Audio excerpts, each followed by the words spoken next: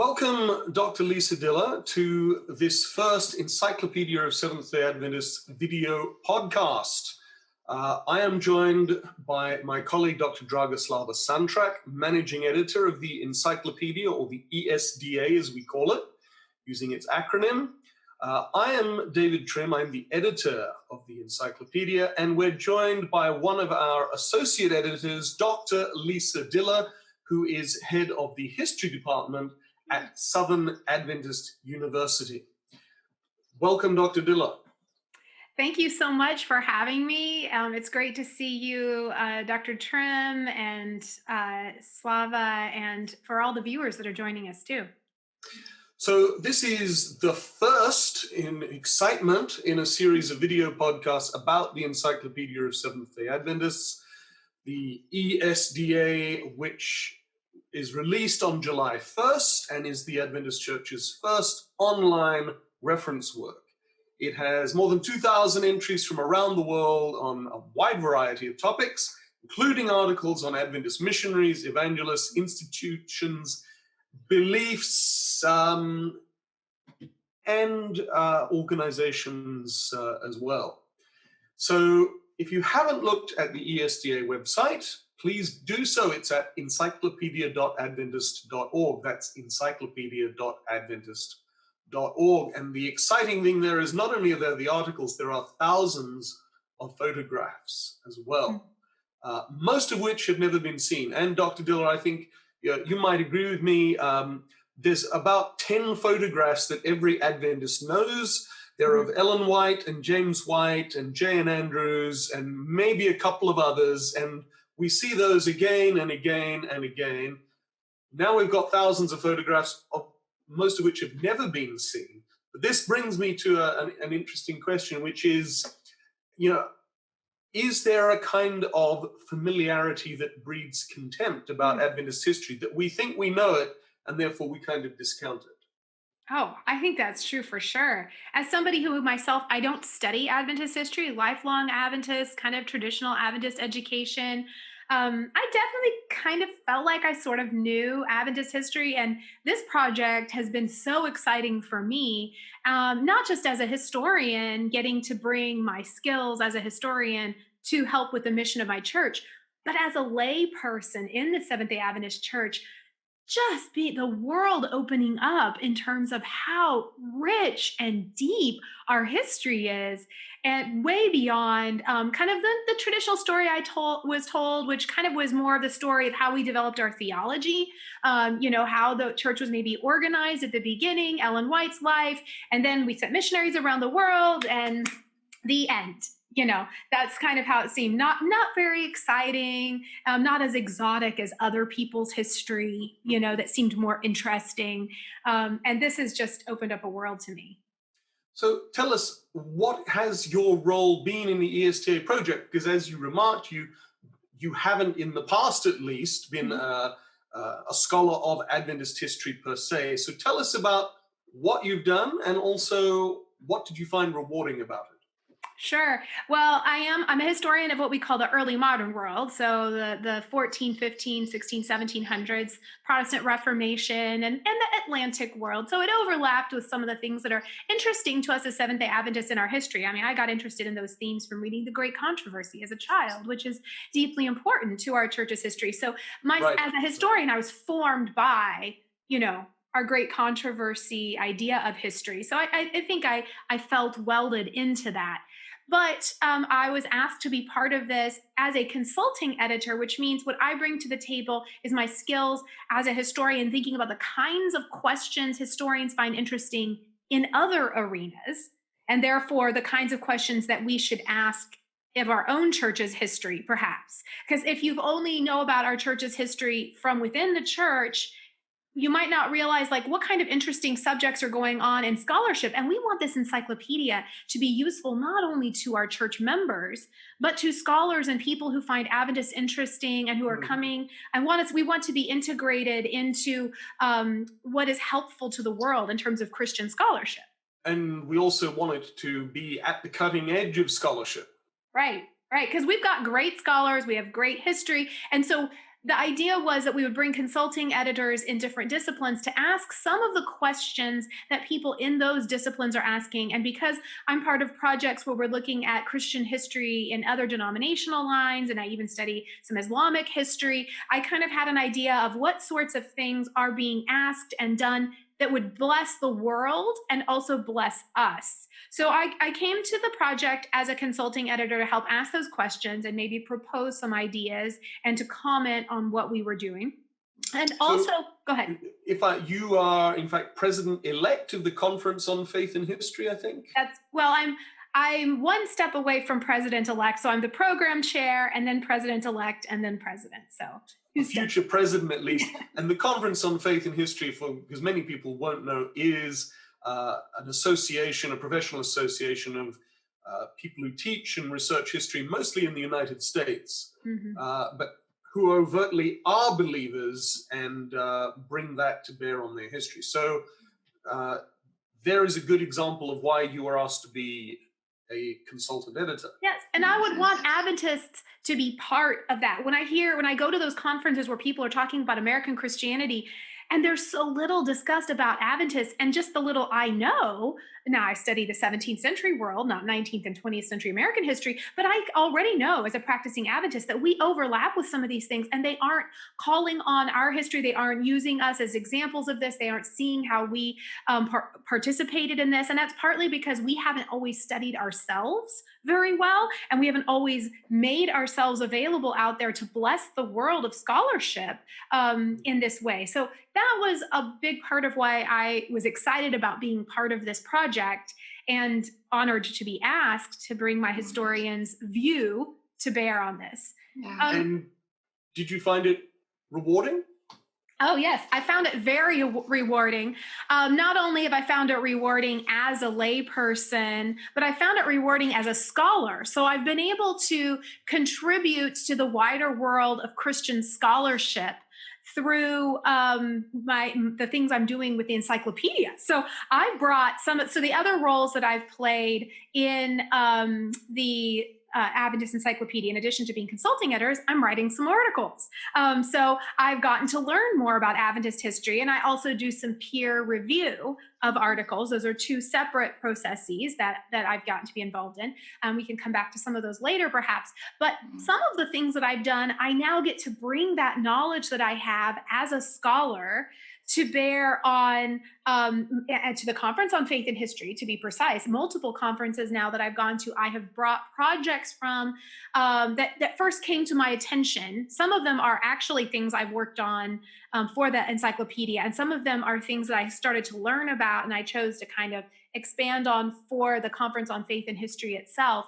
So I've benefited as a scholar from being part of this. And then I've also benefited as a layperson from being part of this. And again, being inspired by the richness of my church. I've benefited from the personal relationships. Let's not make any mistake about that, because this project, like so many of our Adventist projects, as it needs to be and is a global project. So as Adventists, we are not. I always shock my friends that are both Christian and non-Christian when I talk about how little of our church is in North America, and how much of it is global. And so I have benefited from. So our encyclopedia is deeply global and is rooted in sort of an equal way all around the world, with editors from each of those places. And so when we've come together once a year, you can't imagine how vital that is, that we've come together and that I've learned through personal relationships with people about things about my church around the world.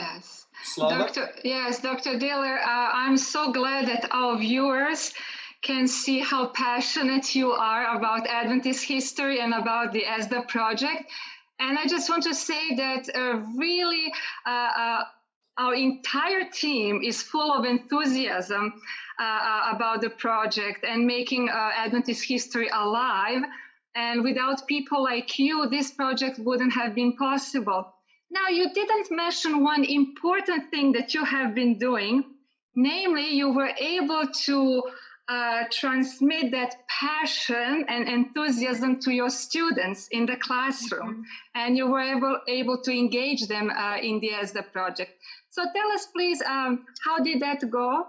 What did your students learn from being engaged in the project? Well, this has been a deeply gratifying part of being part of this project, I have to say. I wouldn't have had the imagination, sadly, of how my students could potentially be part of this and how much it would mean to Adventist undergraduates. And as I teach undergraduates, so graduate students and high school students are going to be in different situations, but I imagine there's some similar kinds of both blessings and challenges that might come. How much it would mean to them and to me to have them involved in what we would call like institutional heritage is what they call it, you know, in the academic level. When you start realizing, hey, I'm resting on the shoulders of other people in the past, and I'm going to pass this institution I've been part of to people in the future, that the Lord tarry, and that I have a stake in it, you know. So just that, let alone the other kinds of blessings that come from studying history. So part of what it did is it gave me imagination as a teacher in terms of pedagogy to think about how could I include young scholars, young writers in this project. And how did you? Yeah. How did you? So I had to have some imagination about my classes. So again, my primary area is not teaching Adventist history. So I actually don't have any classes on Adventist history that I teach. So I had to think, how could I? And so I thought about what is it my students learn by being part of this. So they learn skills of research, they learn writing well, and depending on what I chose to do is think about the articles that would be appropriate for them to write. And so I thought about, well, what kinds of articles help contribute to their historical knowledge and orientation. So I used a lot of biographies in my classes. So because last year, 2019, if you don't know this, in the United States, we were celebrating the centennial of women getting the right to vote.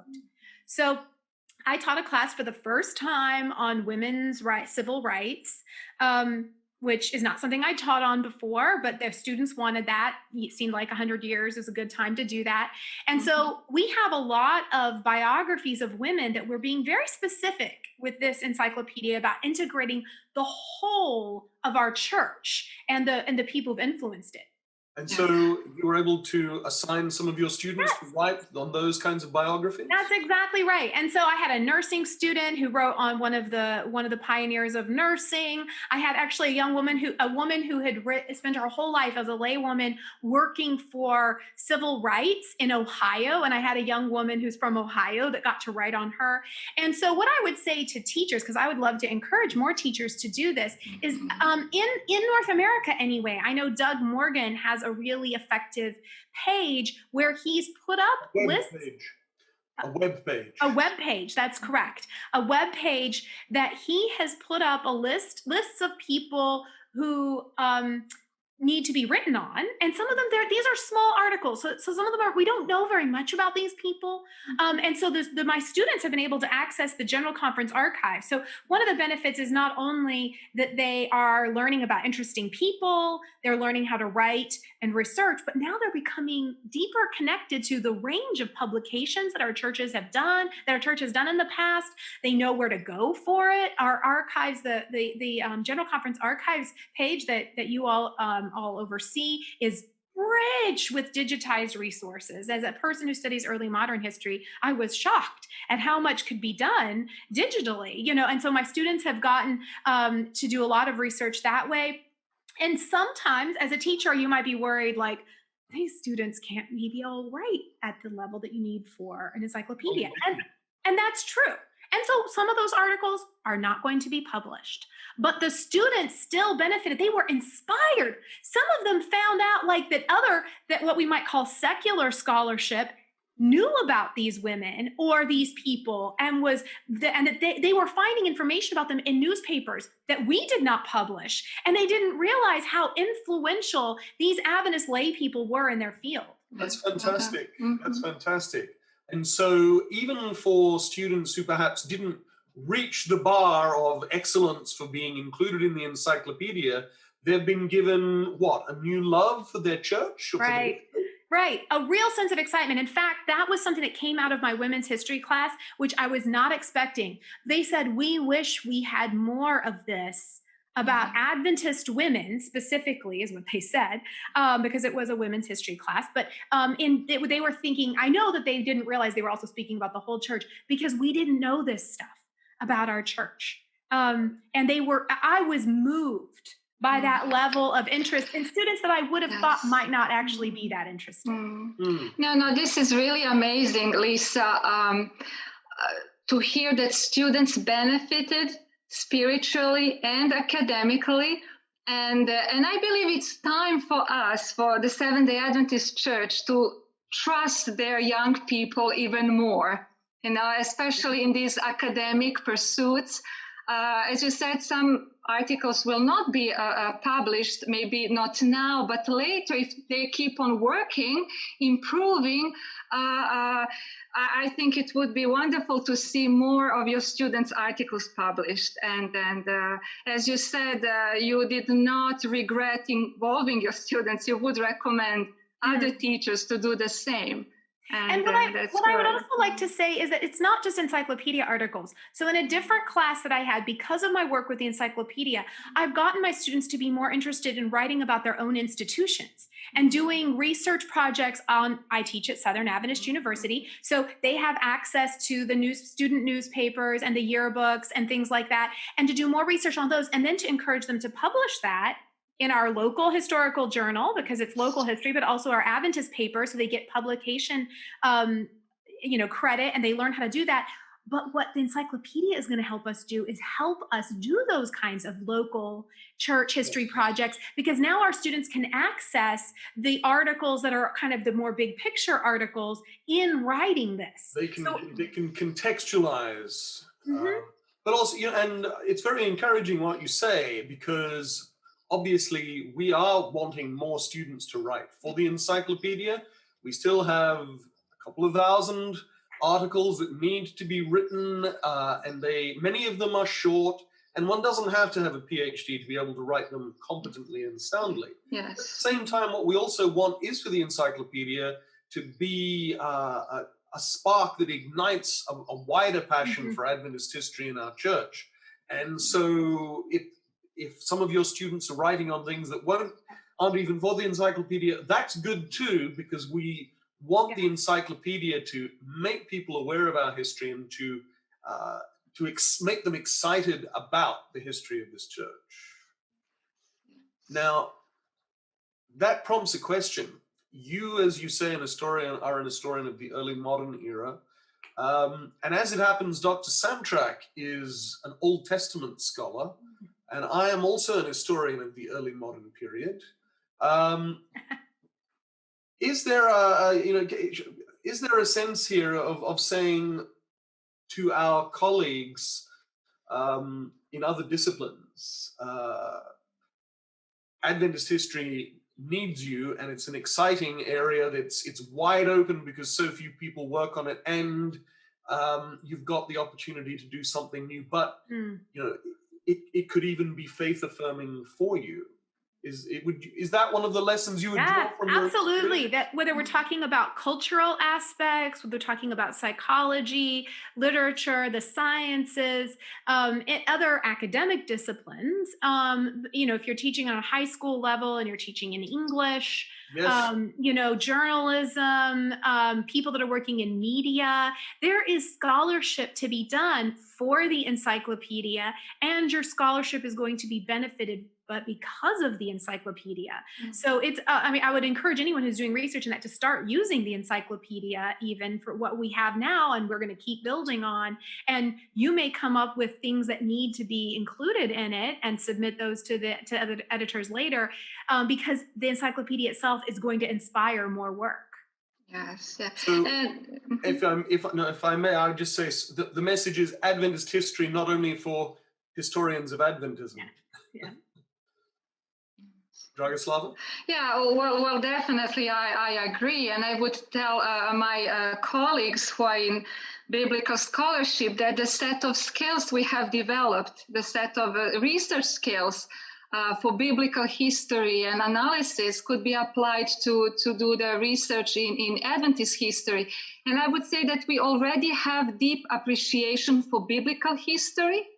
Well, as somebody said recently, Adventist history is almost like a third book of Acts, like a continuation of that narrative of God's leading of his people in the course of time. So yes, and especially in teaching, sometimes we need to use illustrations to encourage students to draw their attention, to highlight a point.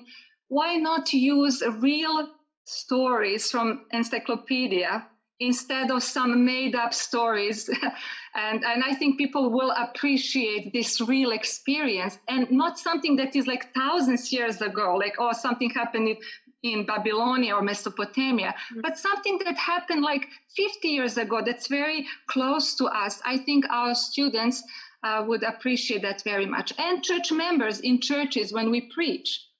And Dragoslava, I think that's a great point, which is that when the encyclopedia is up and it has so many articles available, and as they keep having more added,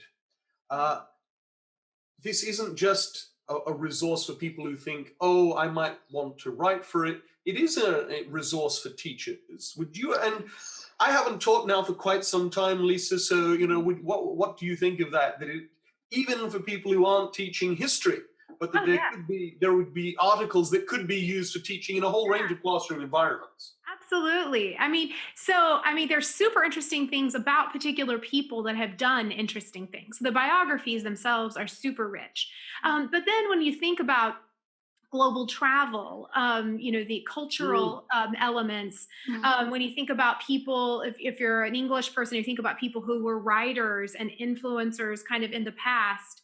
Of course, when I think about people who teach religion, that makes a lot of sense. When you think about missionaries and issues that have been faced. But even in more general social sciences, I think there's a lot to be said for being able to pull from, and we start with what we know, and you can make analogies based on what we know for what you're trying to teach students. It's much more effective.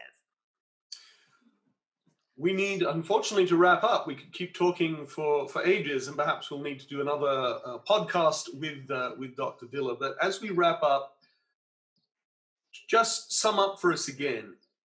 Is Adventist history, is the encyclopedia something that can be appealing to young people? Because encyclopedia, you say that it's a great big heavy word. You think of great big heavy volumes that no one could ever possibly read or may even want to read. Is this really something that can be exciting for young people? Absolutely. So I think young people are hungry for stories of ordinary people and issues, and to know that their church has been dealing with issues. So one of the suggestions I proposed for an article that we may or may not get written someday is about Adventists and espionage. That's an interesting thing. We do have, sorry for interrupting, we do have a topic on the list. That's and great. An author writing it. Yes, I can't wait to read the article. I know. And that's exciting because, again, I think when you know that there's been people who have influenced music, who've influenced politics, who participated, who had to wrestle with complicated issues, like what do? Do you spy on behalf of your country? What are the issues if you do that or don't do that as a missionary or somebody else? Our students need to know they are not the first people to address some of these issues, and that those who have gone before, when I think about the people I've been able to write about, they are ordinary people, but they've had flourishing lives in following what God asked them to do. And as I think about studying people in the past, I think for our students to know it's not mysterious. It can kind of seem like these people were somehow geniuses or saints or so much greater than we were that it seems impossible for me to do any of that stuff.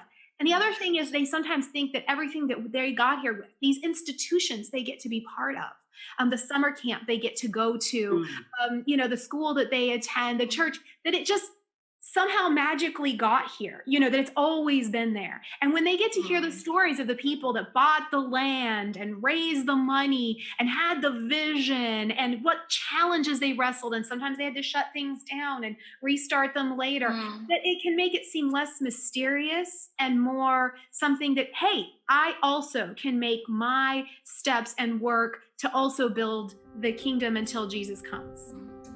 Yes, Thank so you. very true, yeah. Thank you very much, Dr. Lisa Diller from Southern Adventist University, the consultant editor for history for the Encyclopedia of Seventh-day Adventists. And we invite you to read the articles by Dr. Diller, which we didn't get the chance to talk about, maybe another time. Next time. Articles. Read them and the other nearly 2,500 articles at encyclopedia.adventist.org. Again, Dr. Diller, thank you for being with us, and we invite you to join us again soon with another ESDA editor and new stories from the Encyclopedia of Seventh-day Adventists online. Thank you, and God bless.